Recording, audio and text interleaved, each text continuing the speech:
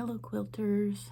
I hope I'm talking loud enough for this. I'm trying to be quiet because the rest of the house is asleep. So, my quilting journey, for those of you who don't know this, I dabbled in this since I was 20 years old. I'm now old. I'm not retirement age yet, but I will be in about 10 years. So, I never understood my compulsion to quilt because there weren't really quilters in the family. My grandma had made maybe 3 or 4 quilts in her lifetime that I know of. Going back through photos, the old black and white photos, I see quilts in the photos, but those quilts were long gone by the time I come around, so I don't know what happened to those. I assume she repurposed them into something else. But I never ever understood. So when I'm thinking I was between 10 and 12. I could have been as young as 8. I don't remember how old I was, but my grandmother bought me a sewing machine.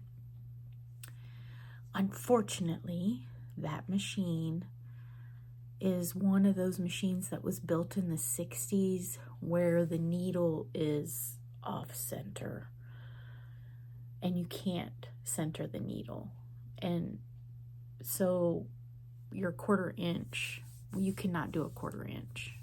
You cannot even use a 1/4 inch foot on that machine. I don't know what that kind of machine's called, but I think that was early on when they introduced the zigzag machine into the guts of a machine. I don't know, because before it was just an attachment. So I used that machine for sewing lots of things. She thought it was probably pretty important that I took on sewing, and at the time I was very into Barbie dolls and clothes for dolls, and so that's how I started my quilting journey. So I thought, sewing, little bitty stuff.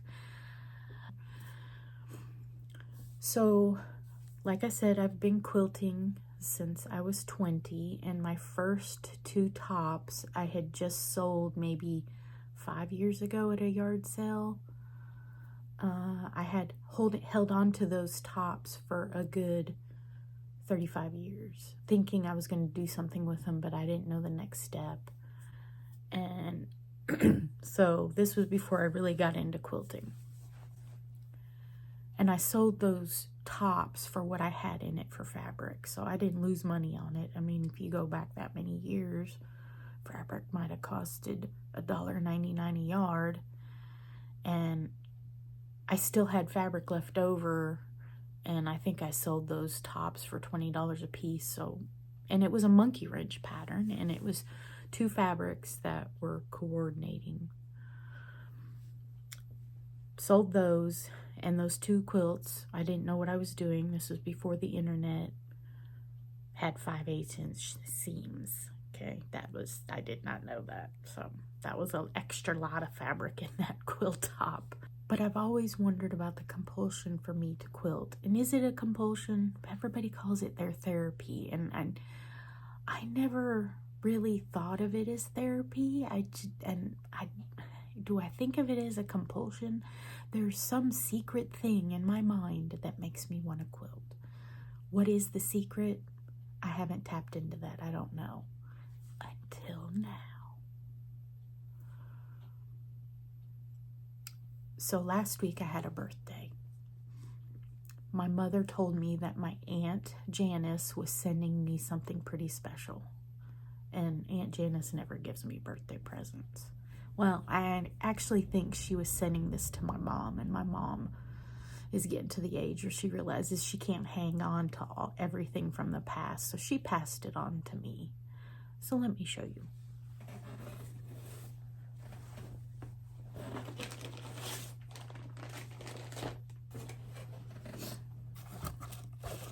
This is a box of bows, corsages, plastic flowers, I don't know, or plastic flowers, like in. I don't know. It's pretty amazing that these were flowers and bows from my baby shower. Yes. So you remember the old saying that you put your bows on a hanger and you keep all your bows from your baby shower, and then however many bows fall off is how many children you are having. And for my first son, I had a very nice baby shower, and they were just the stick-on bows, so I just stuck them on the hanger. And I panicked because every one of them fell off, and I was like, I don't want to have 15 or 25 children. And so I actually hung them on the bow, or hung the bows on the hanger.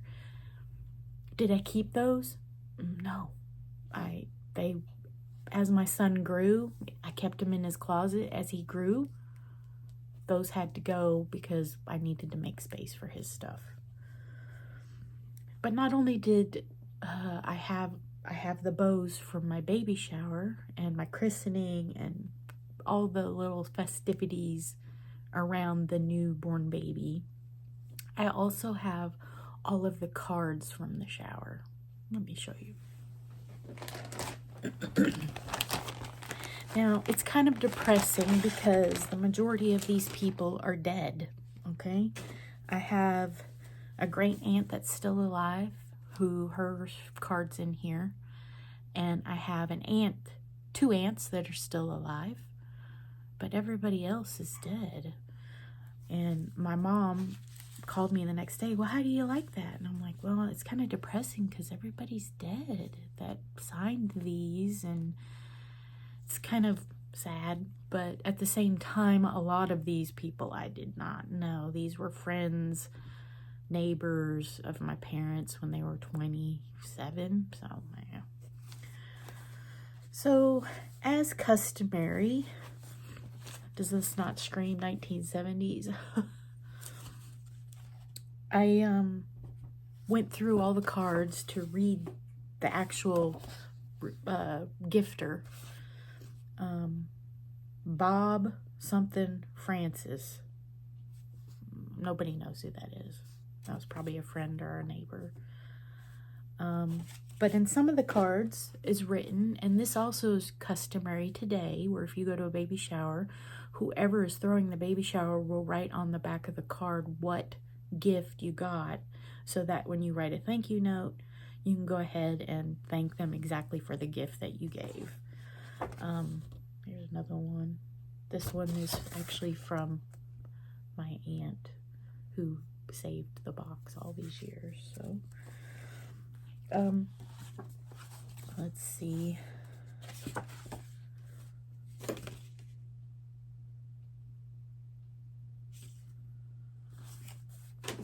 Let me find one that's got writing on it. Hang on.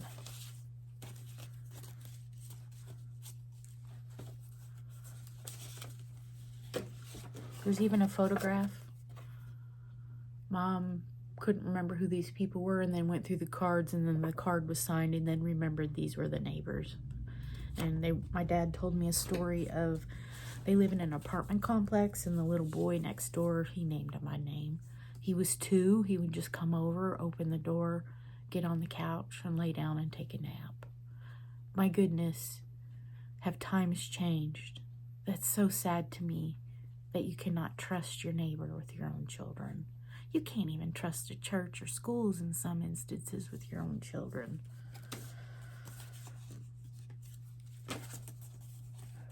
Okay, I should have sorted the cards out first.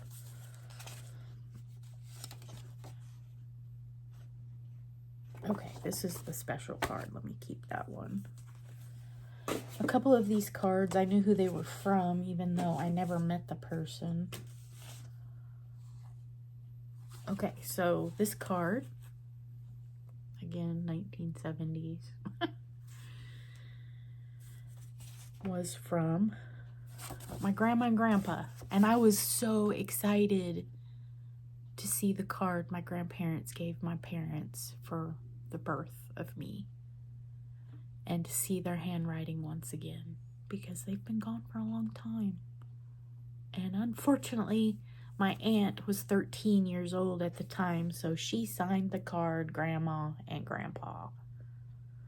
So I didn't have that, but that's great that my grandma allowed my aunt to do that, because that's something I wouldn't even think of doing, is including my child and say, just signing the card. I never thought about that.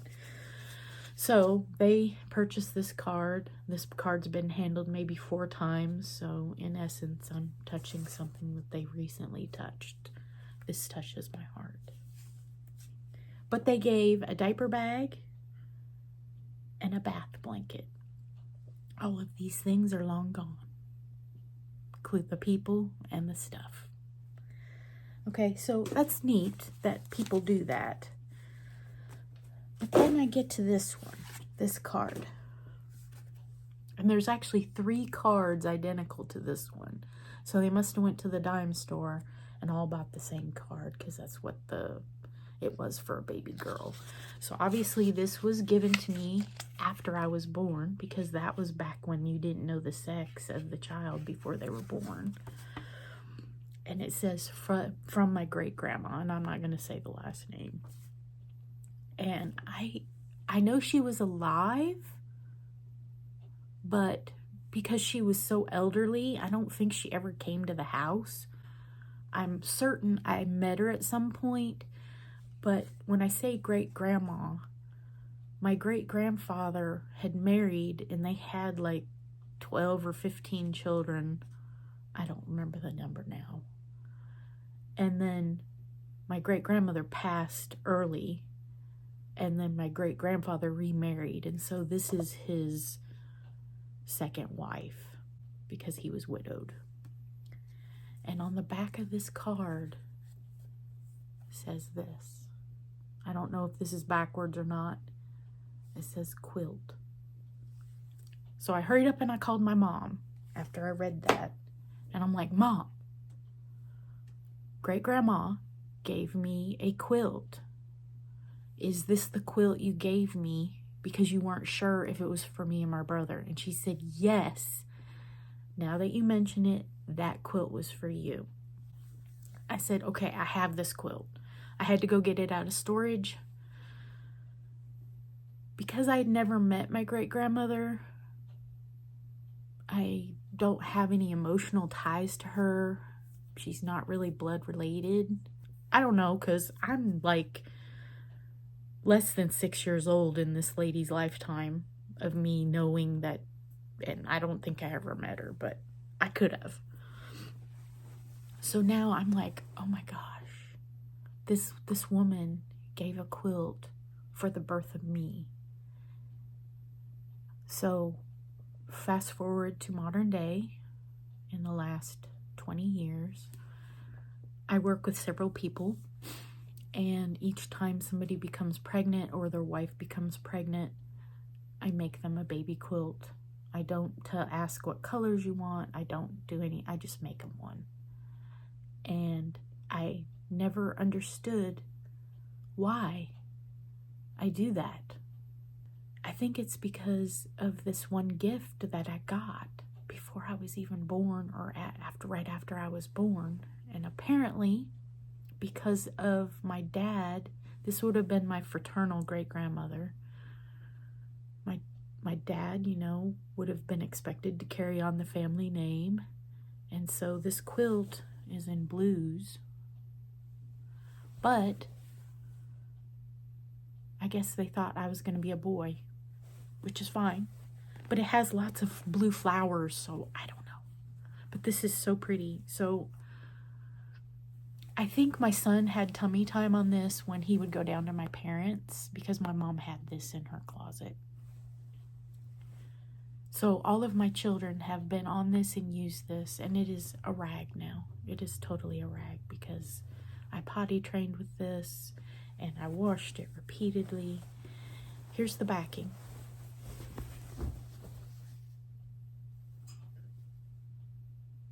Beautiful fabric, just beautiful. The red was more vibrant than it is now. And then Here's the front, and it's all in bliss. And as you can see, it's really, really falling apart. So I've used this, I've examined it. I can recognize the Singer stitch on this. This was stitched with an old vintage Singer, and my guess is it was a treadle. Beautiful stitch in this. And then I look at the construction. This is just a bunch of squares. I'm gonna grade my great-grandmother's work. So not all of her seams nest, but you know what? When I sew for a baby, I try out something new. I'm trying it out on a smaller scale to where I don't have to take it to a full size to get it finished. If I don't like the process, it's small. I get practice. I get to practice making quilts for babies who have not a care in the world but to eat, sleep, poop, and pee. Okay? So this didn't matter. It's still beautiful. But then I've always wondered how she put the binding on this. So the backing is all one piece. The front, there is no binding. There's no binding. So she actually sewed this together with right sides together and birthed the quilt. Now, what is the inside of this? The inside of this is a nice flannel, and which would have made this easy to quilt up. So how in the heck, I see a 5/8" seam right there. That's where she pieced her flannel together. Right there. How in the heck did she do this and not have no puckers? The Singer sewing machines was a great invention, and it did amazing work. And this is not tied. Let's see.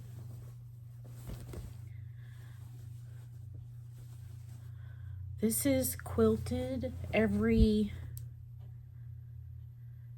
I'm gonna say 4.5 or 5 inches, so a little bit taller than this. She just quilted it straight across. And every now and then I have something that might go in between. Maybe oh, I see. So she stitched across, then came down, then came over, then came back up to the line, and then finished stitching. So it's not heavily quilted, and that might be why it's so soft. But, so this is why I quilt. Because this imprinted on me at such a young age. So am I doing that to other babies? Maybe they'll never understand, because people throw away things and they don't keep things. So maybe they'll never understand why they quilt. Life is full circle. I understand now why I quilt. It's because of this quilt and the tummy time I had on it, and the hugs and the warmth I had from it. I am just totally blown away at this revelation. I knew she was a quilter because I have a doll quilt that is made in indigos, and I will put a picture of that here.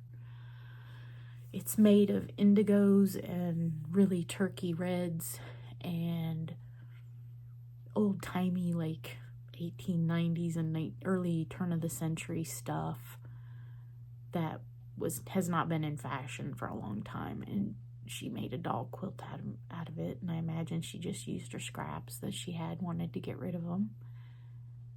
And she did not finish it, so I don't know if that was something from the estate. I know that my grandmother, my fraternal grandmother, who was not. That was my grandfather's side of the family. She finished the quilt by just backing it with flannel and then tying the quilt. And I didn't take care of that quilt, but it's still one piece. Way better than this. It's amazing to me that this is more than 53 years old because it was made before I was born. I'm just amazed and blown away by this revelation, and I thought I'd share this with you. I now understand why I quilt. It's because of the kindness of a maternal person in the family who put their hard work into making this. And did I appreciate it when I was a baby? No. Did I appreciate it when I was a teenager? No. Did I appreciate it when I had my own children? I don't know how to answer that because quilts are utilitarian, so I used it. My guess is she would have wanted this used, and I did just that. So it got passed from my great-grandmother. I'm not sure if my grandmother had anything to do with it. Maybe she was the person who handed it to my parents, because I don't know if this lady was even old enough to travel.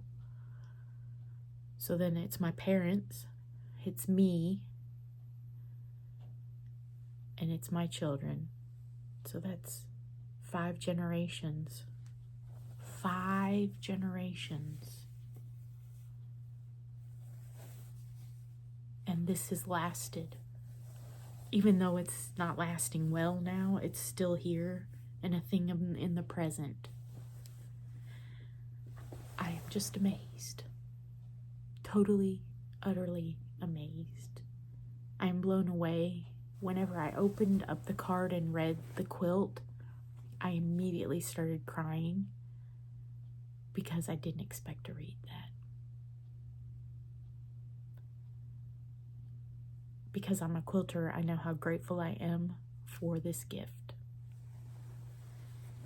And that's why I'm a quilter. Let me move the chair out of the way, and I will get a good shot of this in the camera to where you can see it. It's a rag, and it used to be a whole lot more colorful, but the chlorine in the water has bleached out all this fabric. Used to be a little bit more turquoise and a whole lot more vibrant, but let me show it to you.